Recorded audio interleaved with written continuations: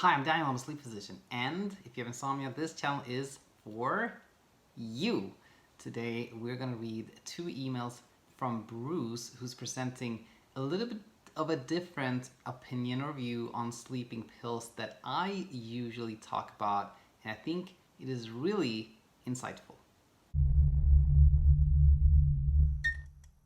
Hi there, super excited having you back here. Hope you're doing fantastic today, and if you're new to this channel, then a big welcome to you. First of all, I would say thanks to Bruce for reaching out, and I love this email. It was, as you know, Bruce, and as everybody else will know in a second here, the thoughts Bruce has perhaps a little bit different than kind of my usual take on sleeping pills, and we'll get that in a second. But let's just read this right away here. So I got this email 2 days ago. So I listened to all your podcasts as I'm a recovered insomniac. Thanks so much for the support, Bruce. Well, mostly anyway, but now I'm still interested in insomnia as a subject. One point I would make is that I think when you are in the grips of insomnia, it actually helps reduce anxiety to have sleeping pills on hand, just knowing that they are there as a last resort. I did overcome insomnia gradually, and every now and then I even took a sleeping pill. This reduced my anxiety for the next night, as I had gotten a good night's sleep the night before. I think what I'm saying is that occasional use of pills actually helped me and was part of my recovery plan. I would never recommend daily use like you. I believe this would lead to a downward spiral. I don't take or even have any pills now. I still use relaxation podcasts sometimes, but as I say, I'm generally recovered, and your suggested techniques of building sleep confidence are spot on. Keep up the good work. Thank you, Bruce, for that one. And then I emailed Bruce back and said, thanks for the email, and said, so do you want to share more about how you recovered? And he said the following: my recovery reel was built on regaining my sleep confidence. I tried to counter all my negative thoughts with positive ones, which was a CBT technique I read about, in particular, like you have said in one of your podcasts. Once I got myself to acknowledge that actually I could function after no sleep at all, I started to sleep better.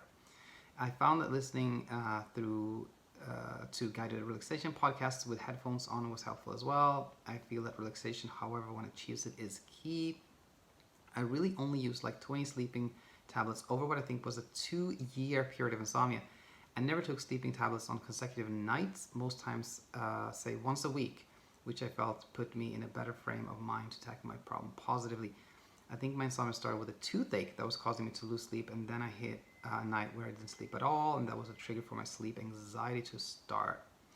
I think once you have had insomnia, you will always, unfortunately, be a recovered insomniac, in that the fear of getting it again never quite leaves you, but that is something you can learn to live with too. Indeed, I did have a few episodes of rebound insomnia as well. Again, thank you, Bruce, for sharing this, and I think there's very insightful and just a couple of things I was thinking about as I was reading this. Like the overall take that first time I read it was like partly why you were so successful. I mean, it took I'm sure it took quite a long time, but I read that you hadn't it seems to me as if it was a 2-year stretch where you had insomnia, and where I'm going with this is to say, it seems like partly why you were successful was because you were not using the sleeping pills so often, and that often leads to if you use something regularly, it stops working, and then you're in that path of trying to find the other thing that works. So kind of the confidence in that they would work if you needed them, I think seems to really have helped you, and the fact that you didn't use them so often. Now, I think people like myself who are a real CBT advocate, we can often become very anti-pills because I think it is because we oftentimes are faced with people who have been put on multiple medications and are on them and still not sleeping well, and then it's so hard to to help them, because you have so many layers of confusion and all these meds that are playing a role. That's one of the reasons. And then the other one is that we're so afraid that somebody's going to start to believe that there's this outside thing can make them sleep, and they lose their sleep confidence, etc. But I totally understand what you're saying, and it makes total sense to me that if you have that mindset that you know that a pill cannot solve your insomnia, it cannot produce sleep, but it can help you here and there, and you use them sparingly. I totally see how it could be helpful to kind of even just have them. Again, that said, in my own practice, I never prescribe any sleep medications because I'm so afraid of the potential negative things that can happen with them. Now, I wanted to say a few more things. One was, of course, I forgot to say that I'm so happy you're sleeping better, Bruce, but I said it in the email. My sleep recovery was built on positive sleep thoughts, and that's something I don't talk too much about, but for anyone out there who's wondering about that, just Google it and you'll find like positive sleep thoughts, and you'll find a lot about that. For example, it's like a classic one is, I'm not going to fall asleep at all tonight, is a negative sleep thought, but then oftentimes you eventually end up sleeping. So, a positive spin on that is like, well, I almost always do fall asleep eventually, so that's kind of a positive sleep thought countering a negative one. But there's tons more of that. Just Google that and you'll find more. Now, what else? Oh yeah, I find this was important. Like the one you talked about, how realizing that you can do unexpectedly well after not sleeping hardly at all, and then fearing insomnia less, is something I've heard many times as becoming like a key insight to sleeping better. And what else was it? Yeah, I guess finally going back to the sleep medication thing, the irony with supplements and medications and gadgets and sleep masks and everything else is that somebody that has very little trouble sleeping can use them.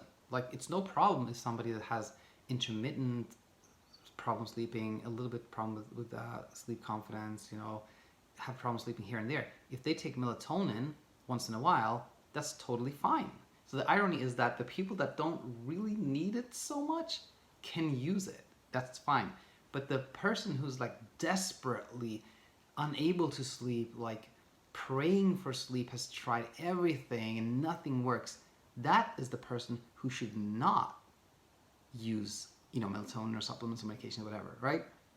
So the irony is that the people who don't really need that much can totally use it. The people that really are desperate should refrain from it. That's kind of one of the ironies and paradoxes of insomnia. So I felt I was rambling a little bit today, but I hope this made sense and was helpful to everyone out there. And again, thanks to Bruce, and hope to have each and everyone that needs to be here and needs some more support and guidance, etc., back very soon.